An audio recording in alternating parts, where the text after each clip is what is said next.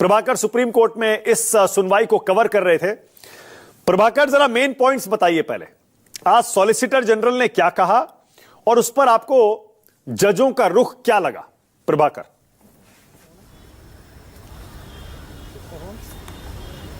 मानक, जैसा आपने इंट्रो में बताया, सॉलिसिटर जनरल की जो दलील ये कि वक्फ जो है वो इस्लामिक कंसेप्ट है और ये कहीं से भी इस्लाम का इंटीग्रल पार्ट नहीं है, इसको समझने की ज़रूरत है कि ये आखिर क्यों कहा सॉलिसिटर जनरल, सरकार की दलील क्यों है।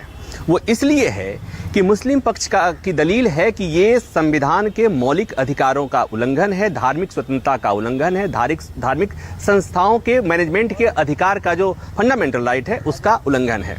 तो ये दरअसल सॉलिसिटर जनरल की दलील इसलिए है कि ऐसा नहीं है क्योंकि ये इस्लाम का इंटीग्रल पार्ट नहीं है। अगर आपको याद होगा, अयोध्या मामले में भी एक ऐसा सवाल आया था कि क्या मस्जिद में नमाज पढ़ना इस्लाम का इंटीग्रल पार्ट है या नहीं, इस्माइल फारूकी केस, और इस पर सुप्रीम कोर्ट ने सुनवाई करके कहा था कि इंटीग्रल पार्ट नहीं है। तो इसको ऐसे समझने की जरूरत है। दूसरा महत्वपूर्ण बात यह कि इसी मसले पर सुनवाई के शुरू में एक सवाल उठा था और सुप्रीम कोर्ट ने सवाल किया था कि जो ये आप वक्फ में दूसरे धर्म के लोगों को शामिल कर रहे हैं, क्या ये हिंदुओं से संबंधित धर्मार्थ संस्थाओं में, ट्रस्ट में, या क्रिश्चियन से संबंधित धर्मार्थ संस्थाओं में दूसरे धर्म को आप शामिल करते हैं क्या? और यही दलील है, यही सवाल है मुस्लिम पक्ष का। तो यहां पर सॉलिसिटर जनरल ने दलील दी कि माय लॉर्ड, ये जो ट्रस्ट है, ट्रस्ट से और वक्फ की तुलना नहीं की जा सकती।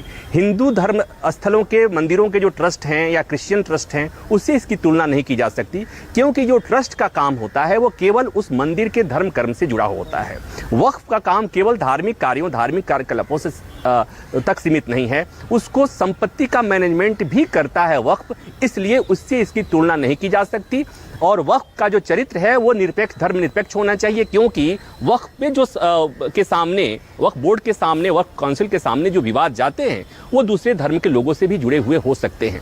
एक विवाद, एक और मसला है मानक, उसे समझने की जरूरत है। मुझे लगता है कि हमारे दर्शकों को आप समझाइएगा कि एक कानून में प्रावधान होता है लॉ ऑफ लिमिटेशन। आपने सुप्रीम कोर्ट में शुरू से और अंत तक एक दलील दी जा रही है कि हाल के दिनों में आपने सुना होगा कि किसी ने कह दिया कि दिल्ली हाईकोर्ट वक्फ की संपत्ति है, किसी ने कह दिया कि किसी मुंबई में कोई किसी बिजनेसमैन की जो इमारत है वक्फ की प्रॉपर्टी है, और इस तरह से आए दिन कहीं ना कहीं ये बातें होती हैं कि वक्फ की प्रॉपर्टी मनमाने ढंग से घोषित की जाती है।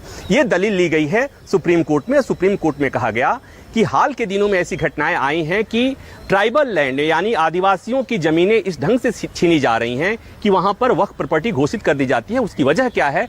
तो इसलिए कि वक्फ पर लॉ ऑफ लिमिटेशन लागू नहीं होता। लॉ ऑफ लिमिटेशन क्या है कि कोई सिविल वाद है, कोई संपत्ति का वाद है, अगर आपने मेरी जमीन को लंबे समय तक आपने अगर उस पर कब्जा कर रखा है और मैं अगर अदालत नहीं गया हूं एक लिमिट समय तक, 15 साल या 20 साल तक, तो बाद में मैं दावा नहीं कर सकता हूं। यह है लॉ ऑफ लिमिटेशन। तो चूंकि law of limitation Waqf property पर लागू नहीं होता था, तो कोई कभी भी यह दावा कर देता था। इस कानून में व्यवस्था कर दी गई है कि लॉ ऑफ लिमिटेशन क्यों लागू होना चाहिए, लागू होना चाहिए ताकि इस तरह के विवाद नहीं खड़े हों। दूसरा, एक और जो महत्वपूर्ण बात थी, वो 5 साल जो कंपल्सन है कि 5 साल अगर आपने इस्लाम प्रैक्टिस किया होगा तभी आप वक्फ कर सकते हैं। इसके पक्ष में जो सरकार की तरफ से दलील दी गई वो ये दलील दी गई कि हाल के दिनों में जो रिलीजियस कन्वर्जन है उसको रोकने के लिए और कन्वर्जन के जरिए उसके बाद से वक्फ प्रॉपर्टी घोषित होती है। तो कुल मिलाकर ये कि सरकार अपने तरफ से बहुत स्ट्रॉन्ग केस रखने की कोशिश कर रही है, क्योंकि सुप्रीम कोर्ट को एक अंतरिम आदेश पारित करना है। और सुप्रीम कोर्ट पहले दिन भी और आज भी सुप्रीम कोर्ट, कल भी सुप्रीम कोर्ट ये कह चुका है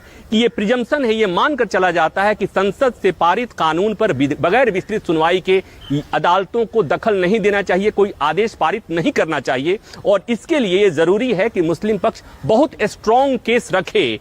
और यही कोशिश कपिल सिब्बल की तरफ से थी, यही कोशिश अभिषेक मनु सिंघवी की तरफ से थी। थोड़े समय के लिए इस मामले में राजीव धवन भी खड़े हुए थे। तो इनकी कोशिश है कि वो कोर्ट के सामने स्ट्रॉन्ग केस के तौर पर ये करें ताकि इस मामले में अंतरिम आदेश पारित किया जा सके। कल कुछ सवालों के जवाब सॉलिसिटर जनरल को देने हैं, उसके बाद दूसरे पक्ष से कपिल सिब्बल भी हो सकता है कि अपनी दलीलें रखें और कल इस मामले में सुनवाई पूरी हो जाएगी, इसकी पूरी संभावना है। ठीक है, ओके। प्रभाकर, जरा जल्दी से कपिल सिब्बल की दलीलों के भी मेन पॉइंट्स बता दीजिए। उनको क्या क्या दिक्कत है, जो पिटिशनर्स हैं इस कानून के खिलाफ, कौन कौन से मुद्दों पर वो विरोध कर रहे हैं? देखिए, जो सबसे बड़ी बात है वो ये है कि वक्फ बाय यूजर प्रोविजन के हटाने को लेकर जो एक मुख्य आपत्ति है। दूसरी आपत्ति है कि वक्फ की प्रॉपर्टी को लेकर कोई विवाद होता है तो उस विवाद के निपटारे और वक्फ की प्रॉपर्टी के निर्धारण के लिए एक सरकारी अधिकारी डीएम से ऊपर के अधिकारी के पद से ऊपर के अधिकारी के पास ये अधिकार दिया गया है। वहां पर एक प्रावधान रखा गया है कि अगर वक्फ की संपत्ति को लेकर कोई विवाद जाता है तो विवाद के निर्धारण होने तक उसका वक्फ का स्टेटस खत्म हो जाएगा। ये एक इसमें इनको आपत्ति है। और दूसरा मानक एक और महत्वपूर्ण बात है कि वक्फ की संपत्ति अगर सरकार ने उसे एएसआई इमारत प्रोटेक्ट कर दिया, घोषित कर दिया, ये एएसआई संरक्षित इमारत है, संरक्षित संपत्ति है, तो उसका स्टेटस वक्फ का खत्म हो जाता है। ये उनका एक आपत्ति है। और दूसरा जो महत्वपूर्ण आपत्ति वो कि वक्फ में दूसरे धर्म के लोगों को शामिल करना, ये एक और सबसे बड़ी आपत्ति है। और ये जो मुख्य आपत्तियां हैं जिसको लेकर के सुप्रीम कोर्ट ने आपत्ति दर्ज कराई थी, उसके बाद से सरकार ने कहा था कि माय लॉर्ड, इन बिंदुओं पर हम खुद ही अमल नहीं कर रहे हैं। ऑल राइट, प्रभाकर हमारे साथी रहिएगा। जरा रईस शेख के पास चलते हैं, पिटिशनर भी हैं इस केस के।